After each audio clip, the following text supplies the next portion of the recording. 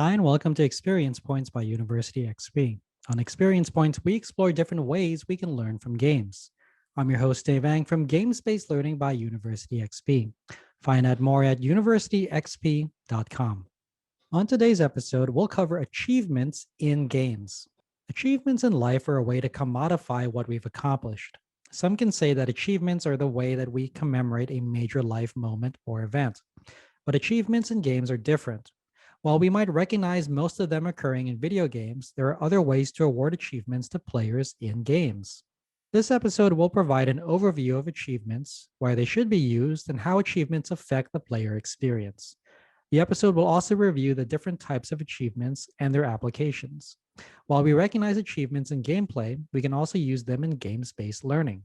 Achievements are something of a visceral experience. They are fun and exciting because they are satisfying. Often, a great game design awards players for achievements for accomplishing a specific challenge or by reaching a milestone in the game. In Terraforming Mars, achievements known as milestones are ways for players to score points and win the game. Whereas in other digital games, achievements are accomplished by exploring the entirety of the game or completing something that you didn't expect had an achievement attached to it. In addition, having public achievements elicits a sense of commitment from the player. Starting progress towards an achievement means that the player becomes invested in its outcome. Feedback is often provided to the player for their work towards that achievement. When that feedback is visceral, those players can enter a highly engaged flow state.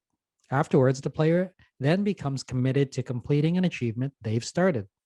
Achievements also guide players and provide critical feedback. You can also think about achievements as commodification of other ways to keep track of a player's progress. A player can either have 1,000 points or redeem the achievement, master, and claim it. The latter sounds a whole lot better. The player experience is incredibly important for creating and engaging with students, users, and gamers as they play your game. That means catering to their expectations is paramount. Achievements are part of that player experience. If an achievement is directly related to the core loop of the game and the completion of the game's main story, narrative arc, or engagement arc, then players are more likely to pursue it. This is compared to other types of content such as side quests, character building, or progression. As a big Fallout fan, I knew that side quests are what gave the game much needed flavor and experience, but I always remembered to return to the main quest line when I wanted to move the game forward. In addition, designers should integrate achievements into tasks and activities that players will want to do. This often occurs when playing PC or console games as players continue playing and engaging. Players won't necessarily work towards that achievement, but they unlocked and earned it through what they would have accomplished normally through the game. Such reinforcement can be a boon to player engagement. While we might have some preconceived notions of achievements in games, there are a few that come up regularly through design and play. Those include challenge achievements, tutorial achievements, and progress achievements. Challenge achievements are the ones that we know, observe, and experience most frequently. These achievements are granted to players once they finish a particularly hard challenge, a side quest, or progress their character to a certain level. This type of achievement recognizes a player's success over a challenge. Tutorial achievements, on the other hand, are awarded to players for finishing or completing a tutorial. That could be as simple as providing a player with a starting weapon in a first person shooter, some starting resources in Settlers of Catan based on settlement placement, or otherwise reinforcing the player's actions for being prepared to play the game. In academia, I've acknowledged and rewarded my students for completing the reading of the syllabus and submitting a short survey. This helps me because I encourage my students to read a critical document. This helps students because they are now more informed on the expectations and structure of the class. Progress achievements reward players for the progression that they've made through the game or towards a goal. Progress achievements reward and recognize the player for getting somewhere, often anywhere, through the game as it plays out. This is often one of the most underutilized features in games based learning, as rewarding progress is more fruitful than rewarding competency at the early stages.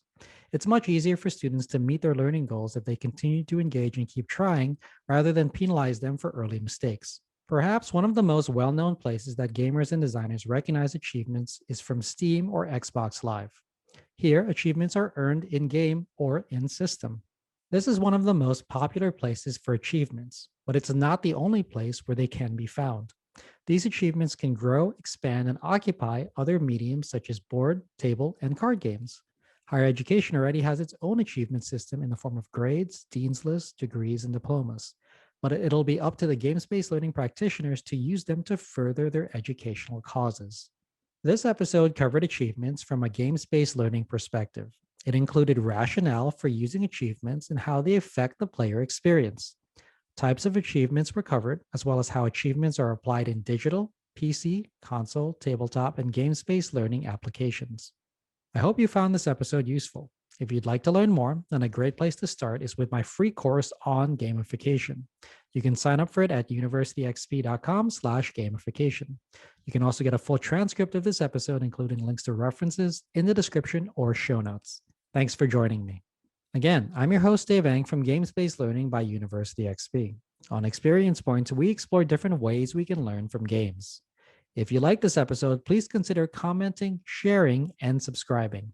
Subscribing is absolutely free and ensures that you'll get the next episode of Experience Points delivered directly to you. I'd also love it if you took some time to rate the show. I live to lift others with learning, so if you found this episode useful, consider sharing it with someone who could also benefit. Also, make sure to visit University XP online at universityxp.com. University XP is also on Twitter at university_XP and on Facebook as University XP. Also, feel free to email me anytime. My email address is dave@universityxp.com. Game on.